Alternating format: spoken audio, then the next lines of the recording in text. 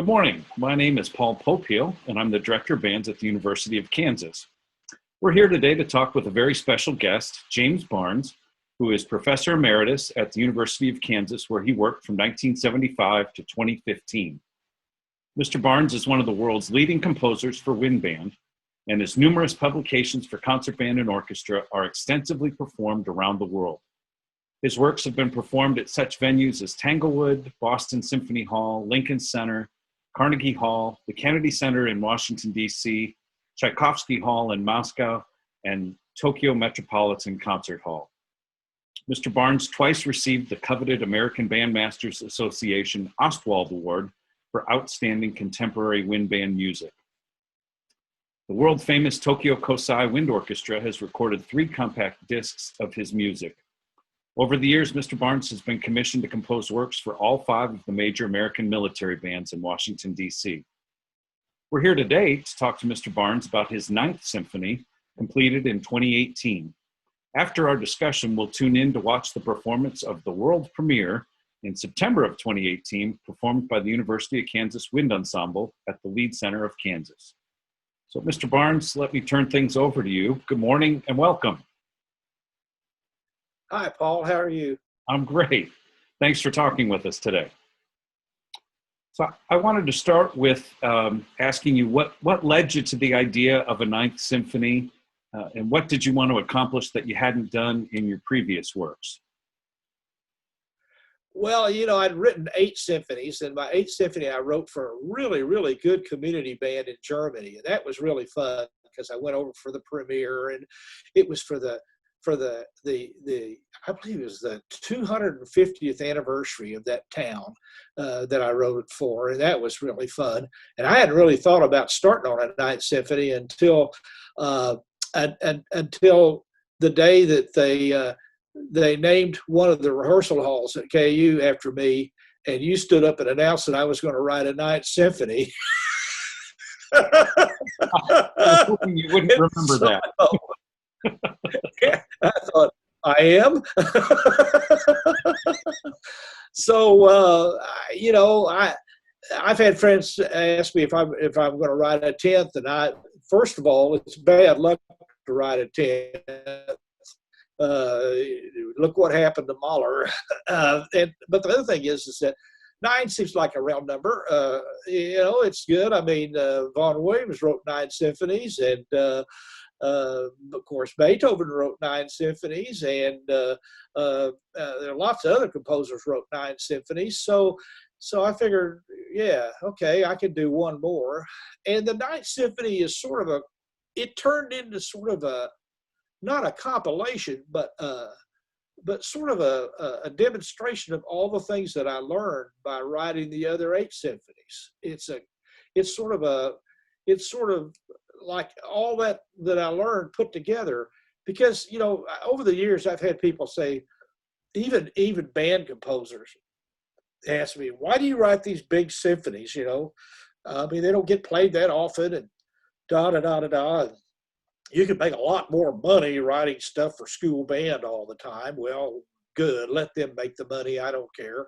But the thing about it is that those symphonies, which started when I was in grad school. I wrote my first symphony for my master's thesis, and which at the time was a scandal because nobody had ever the composition faculty had never let anybody write a symphony for band before. You had to write for orchestra, and I said, well, I'm not going to get any performances if I write the thing for orchestra, and so I did it for band, and I got away with it. But the thing about it is that those symphonies, all of them, at different times in my life, made me grow so much as a composer.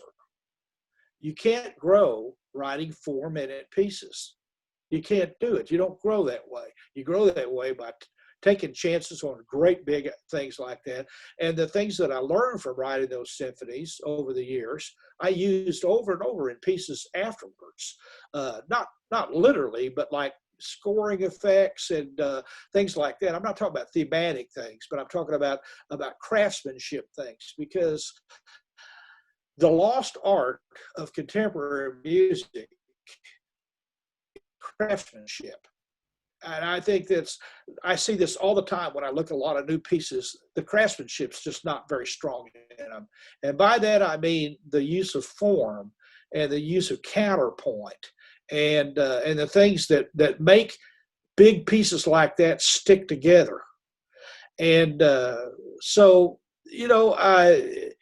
it takes it takes at least a year to write a symphony for me, because it takes me 6 months just to decide what I'm going to do. And that's the problem. Is writing a piece for a small piece is not that big a deal, but writing a piece that's 40 minutes long and has to hold together and make sense, and people still applaud at the end is a difficult thing to do. It's a huge form, and by that I mean it is a form.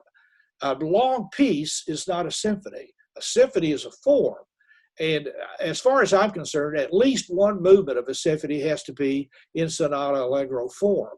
That goes all the way back to Beethoven and Mozart and Haydn. But I know in a way I've always been a traditionalist about things like that. But that's what holds these pieces. If you study the great masters and study those symphonies, you learn quickly on that that's what makes this music work. And so the other thing that I did in this symphony that I don't always do, but I did in this symphony, is I included a scherzo. The second movement's a scherzo, and I think that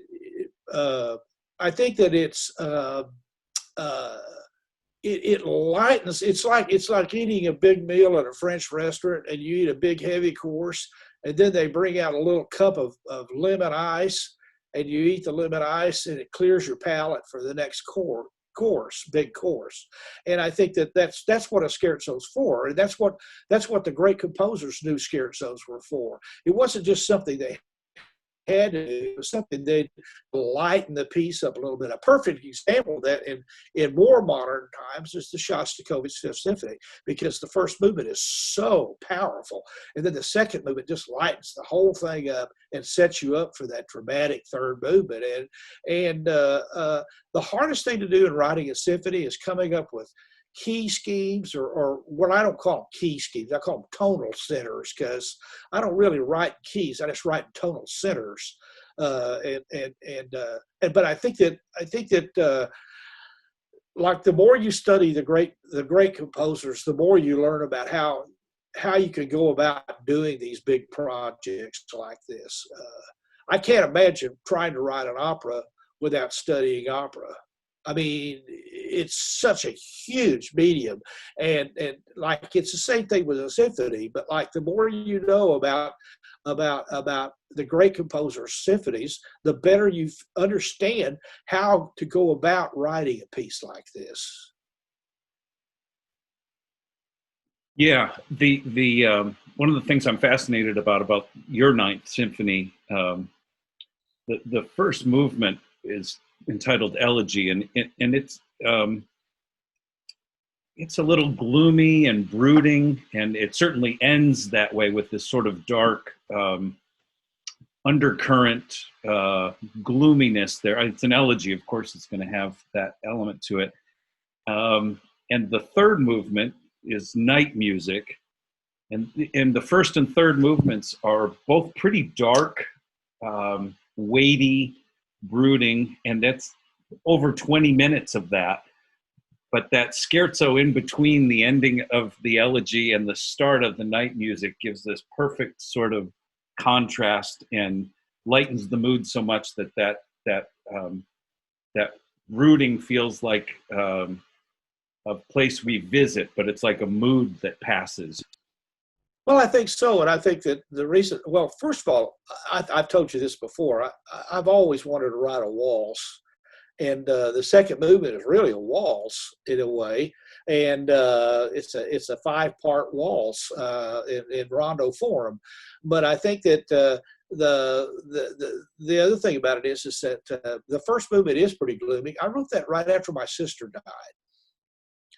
And and of course the piece is in G minor, and so the thing that you hear the first thing you hear in the piece, you hear those low G's, and then you hear the A's above it, and that's the interval of a ninth, and all the main themes in the first, third, and the first and last movement are based on ninths. It's in Ninth Symphony. But I think that I was in a pretty dark mood when I started on that piece, and but I think that if you don't have that scherzo in there and you go straight to the night music, then you're going to have people jumping off the balcony out there. I mean, it's like you gotta lighten up a little bit every now and then. And I like I said, and the scherzo is only about 4 minutes, but like it's those kind of little things like that make symphonies work, that make them make sense. The other thing that's really hard to do when you write a symphony is to have a continuous flow of thought through 4 movements of a piece. It's not 4 little pieces. That's a suite. Now, a lot of people write 4 movement things like that and call them symphonies, but if one movement's not sonata form and it doesn't have a scherzo, and the last movement is in sonata rondo, and I think that you have to.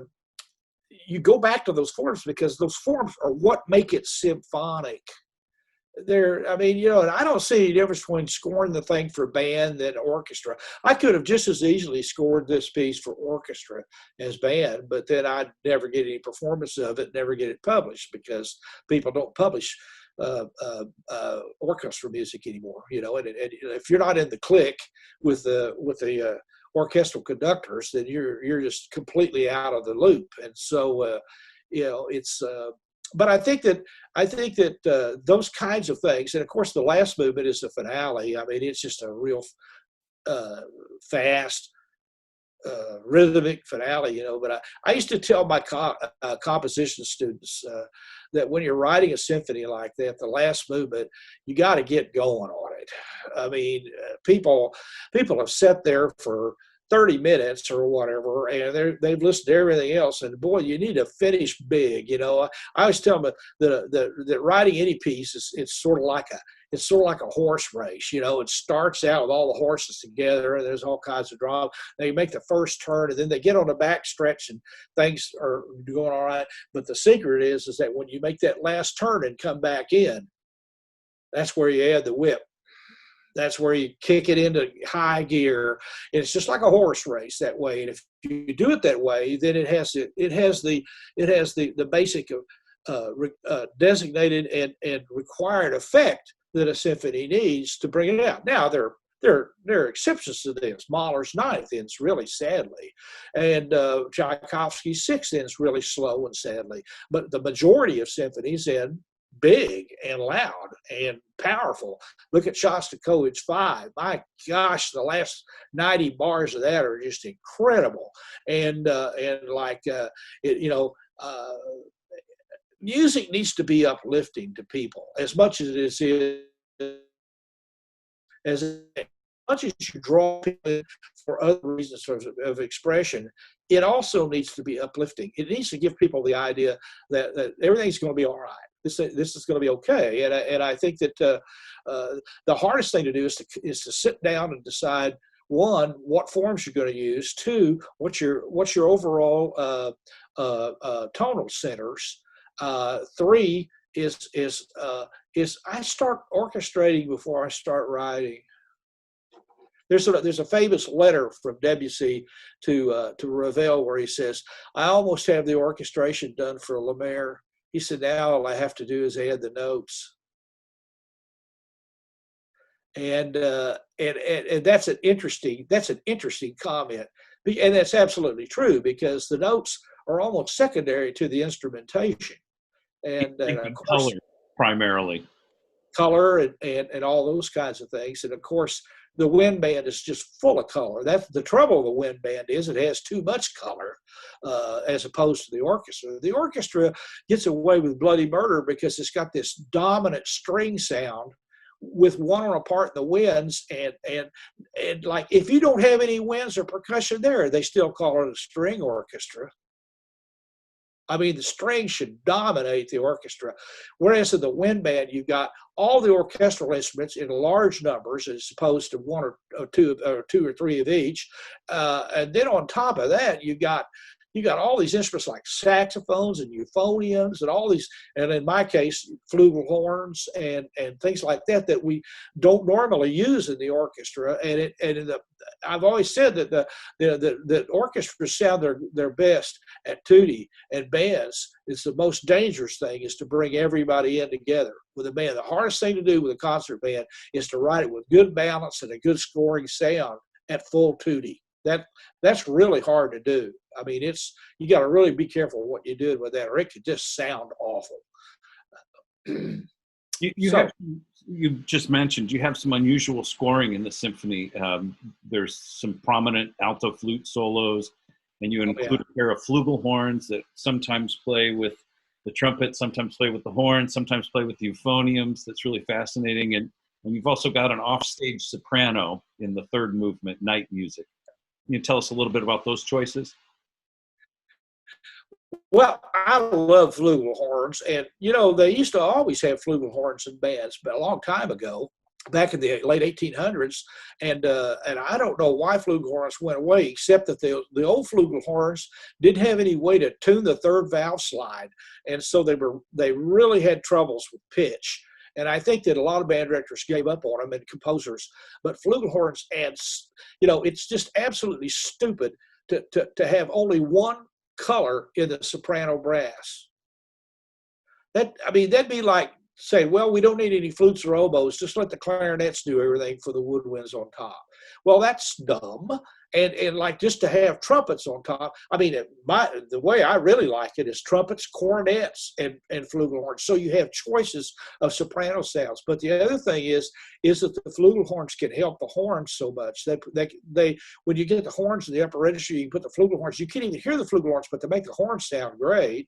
And then the other thing I did with it was, of course, I wrote 3 euphonium parts, 3 separate euphonium parts, and as opposed to 1 euphonium part back there, I wrote 3, and I just love 3 euphoniums. I did that in my 5th symphony too, and then you take those 2 flugelhorns and put them with the 3 euphoniums, and then the tubas, and you've got a whole choir of what we call sax horn sound, which all those instruments are French instruments. They're sax horns. The modern tuba is really a French instrument. It's not a German instrument. And when you put all that together, they just sound great. And you don't have to use the trombones. You don't have to use the horns, and you don't have to use the trumpets. And all of a sudden, you've got all this color over there that's completely foreign to what most people are used to listening to. The alto flute, of course, is not anything that novel. I mean, French composers have used the alto flute since the turn of the 1900s. Ravel used the alto flute beautifully in his early music, and then of course Stravinsky uses the alto flute to great effect in the Rite of Spring. But it's sort of an uncommon instrument in the band, and I don't know why. I mean, if I had my way, I'd write for a piccolo and 3 flutes and an alto flute all the time, because it fills the choir out.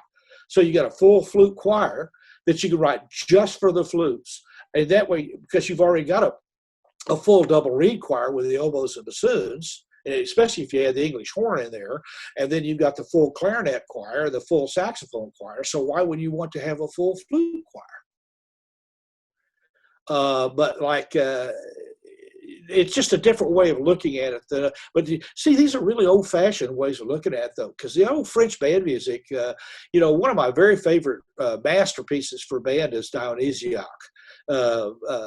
by it was written for the Garde Républicaine band, and like it uses alto flute, I think, and it uses flugelhorns. It uses soprano flugelhorn too, and it's like. But the French bands were set up with like 2 brass sections. They were set up with a cylindrical brass section of trumpets and cornets and trombones, and then they had a whole different section sitting over to the right side of the conductor, which was soprano and regular flugelhorns, well, they really weren't euphoniums. They were like more like a baritone, and then tubas. So you had all these. When you hear Dionysiac played in the original version, which is the only good version there is, you hear all this bouncing between those two colors, and that's where I got the idea for it. From studying that stuff. But that's as old as Methuselah. I mean, that's a really old piece, but that's really one of the great masterpieces. Florent Schmidt wrote that piece. I put that right up there with Lincolnshire Posy and the Royal Fireworks music as being the early masterpieces for winds. I mean, they really are, and the Berlioz Symphony, Triomphant et Funèbre. But like those instruments, and I mean, the thing about it is, most of them are there already. I mean, writing a third euphonium part's not that big a deal. You can bring in another euphonium, and one of the things that I've been not criticized for, but commented on over the years, is that I don't really use percussion that much as other composers do. I use percussion when I say I use it enough, but just writing things for people to do back there is stupid. That's like writing something for the oboe to do when you don't really want to hear it. I mean, it's like, and it's no different for writing anything else. I love percussion, but I use it the way I do, and I don't write excessively for it because I just think that it gets obnoxious after a while. And I hear a lot of new pieces that it's just, you just wish the drums had shut up after a while, because there's just too much of it. Yeah, it can be such a welcome addition when it isn't a constant backdrop. Well, yeah, I mean, it's what the old English teachers used to say: less is more. Mm-hmm. Yeah. Shifting gears for a minute, the piece, we premiered it here in the Lead Center in 2018. Are you aware of performances in other places that have happened yet? Oh yeah, Indianapolis Wind Symphony did it, and North Texas did it. Let's see, who else? I don't know. There's been several performances overseas. Now that's in print, I don't know who's playing it. Because once you get a piece of print, you don't know who's playing it because it goes all over everywhere, and nobody ever sends me an email and says, "I'm playing your piece," so they don't do that. And so I don't know where it's been played in the last year or so, but it's had several performances, and I did it up in North Dakota this last fall with the all year, man. And it actually was a pretty good performance. They did okay on it. It was hard. I mean, that's a tough piece for them, but that's one of the things I've told you before. But I've spent most of my life writing for wind band because I feel like somebody I'll write for that's been in them. But the other thing is that a lot of my life I've spent writing music that bands could play. But every now and then, I feel like I've got the right to write a piece that bands ought to be able to play. Because I think bands underrate themselves. I don't think they push themselves hard enough. I don't think bands, even college bands, I think they always make excuses instead of digging down and getting better. And I think pieces like this make people really dig in, and I think it makes your group better over a period of time. Yeah. It seems to me, we talked earlier about the first and third movements being fairly dark, and even the scherzo, while it's quite a bit lighter, a lot of that's in a minor key as well. The finale movement, certainly triumphant music right from the beginning, and it really roars all the way to the end. I wonder if you could talk to us about, did you know how this was going to end when you started? Did you write the ending first? How does that work? You talking about the last movement? Yeah. Usually when I'm writing something like that, especially something that's really dramatic like that and everything, I usually about halfway through working on that particular movement, I wrote the ending. See, the beauty of using good, solid standard forms is that you don't have to figure out what you're going to do next all the time. You've got some form there. You say, okay, well, I'm not quite to the development here, but I'm getting close, or this is too long here, or this transition isn't right to the development. And you can sit down every day and work on part of it. You don't have to work on it in order. I think students especially have this idea that composers start up at the left-hand corner and just write all the way down, then write a double bar at the end. That's not how music is written. Not at least, well, maybe that smart aleck Mozart could do that, but I can't do that. And like people always used to. I've had people ask me. They'll say, "How do you write music?" And I say, "Any way that I can." I mean, and every piece is different. I mean, and the thing about it is that here again, it's a matter of like when you're writing something like that. One of the things I use a lot is a stopwatch, because pacing is so important in a piece this long. That's what makes some of these big works not be very popular, is that the pacing's not good.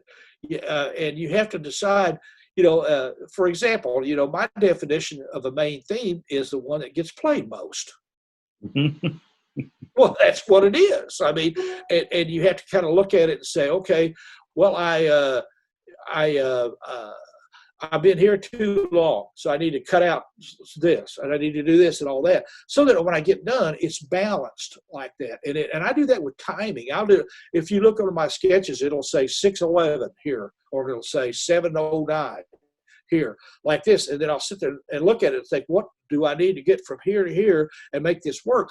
And the other thing about using form like that is that when you sit down every day, if you can't get going on one thing, you can work on another and still know where you are. Mm-hmm.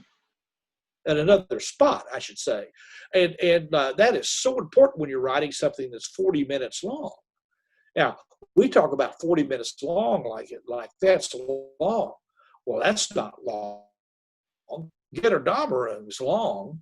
It's 5.5 hours. I mean, so a 40-minute symphony is the average, probably about the average length of a symphony. Most symphonies, orchestral symphonies, are 40 minutes. Even Mozart's Jupiter symphonies, 40 minutes. So when people talk about, well, he writes these big, long things like that, they're not really that long. If you get out of the band world, where everything's like Little League mentality, and everybody's got to have music that's 7 minutes long or they won't play it, which is just stupid. But I mean, that's the attitude you run into with some of these guys. I can't tell you how many times I've had college band directors call me and say they want to play one of my symphonies, but I need to tell them where they can make some cuts. And I usually hang up on them or don't answer their email. Yeah. I mean, what an insult. I mean, that is really insulting. I mean, it really is. And you'd be surprised who've done that over the years. But I think that, and I'm glad that they want to play my music and everything, but not everything in the world ought to be under 10 minutes long. I mean, there wouldn't be any great music written if everything was 10 minutes long. I mean, Beethoven's Leonore Overture is 14 minutes. I mean, that's just one of the overtures, I mean, Fidelio is 9 minutes, and 10 or 15 minutes is not any length at all for an orchestral work, but it's got to be short. And I understand part of that is they don't have enough rehearsal time to put larger things together, but like that's partly because if they'd shut up and conduct instead of talk all the time, they'd probably get it played. Guess what music needs more than anything else is repetition. Mm-hmm. One of the things I learned early on as a band director was to shut up and stop complaining and stopping and correcting every little thing and just play it again. And next time, the problem wasn't there. It was just a matter of the kids figuring out what to do. Sorry about that. Oh, I thought we were done. You were not getting not yet. Yeah. So you mentioned it briefly. Has anyone talked to you since 9 about writing a 10th besides me? Oh, several, but I'm not going to write another symphony. 9's enough. My gosh. and like, I'm retired, so I'm going to write what I want to right now. I still work. I still work almost every day. But like one of my former students called me several months ago and asked me how I was doing and And they said, "Are you still working?" I said, "Yeah," but I said, I quit at 5 p.m. instead of 5 a.m.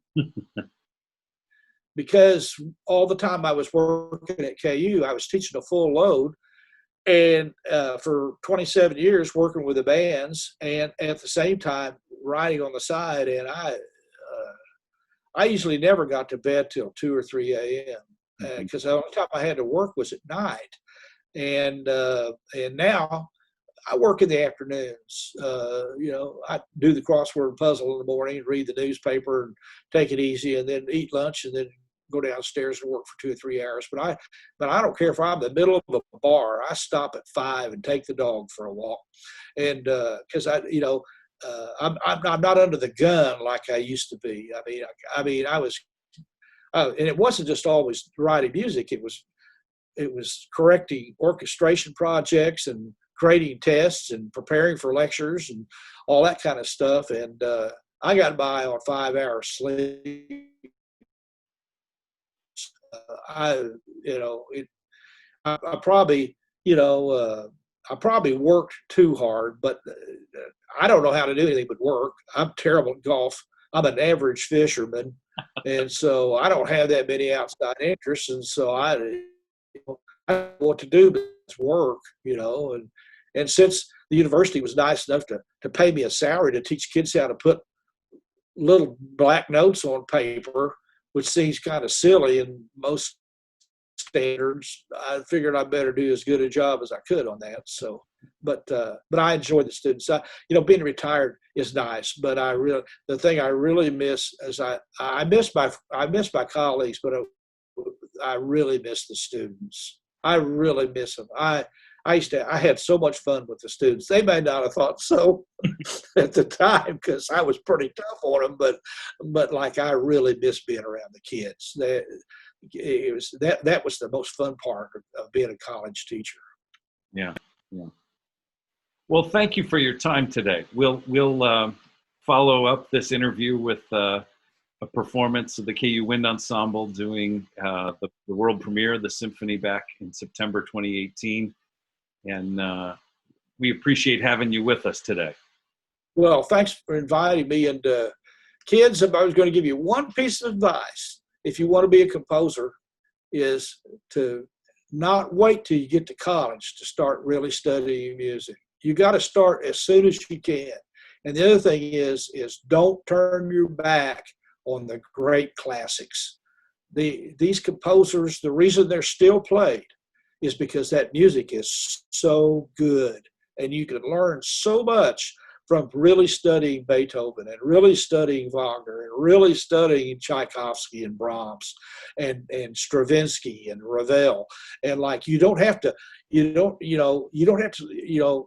got to do is go pick up their scores and look at them, because they have to give all their secrets away every time they write a piece. It's all right there on the paper if you can figure out what they're doing. And the more you know about the great composers, the better chance you have of writing something that's going to stick around.